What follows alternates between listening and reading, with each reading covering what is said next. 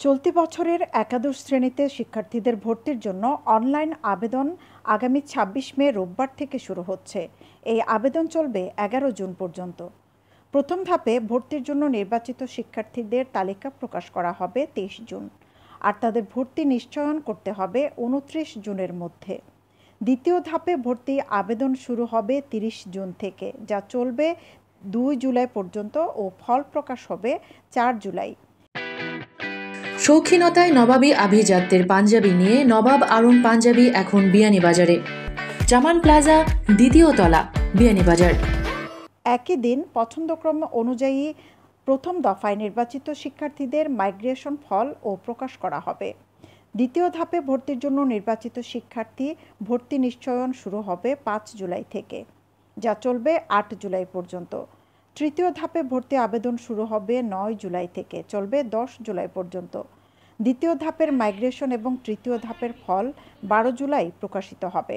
তৃতীয় ধাপের ভর্তি নিশ্চয়ন শেষ হবে ১৪ জুলাই।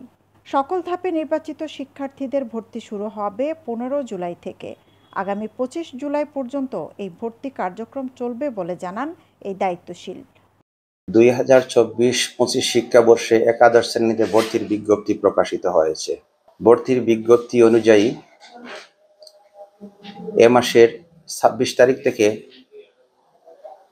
এসএসসি পাস শিক্ষার্থীরা অনলাইনে আবেদন করতে হবে আগামী মাসের ১১ তারিখ পর্যন্ত, এবং বোর্ড কর্তৃপক্ষের নীতিমালা অনুযায়ী ফলাফলের ভিত্তিতে তাদের ভর্তি কার্যক্রম সম্পন্ন হবে।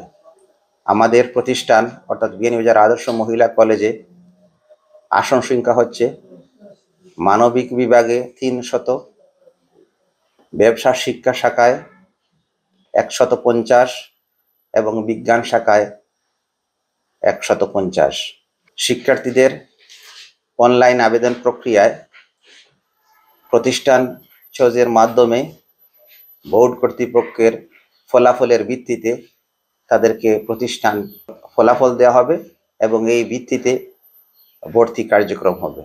আমি আশা করি সবাই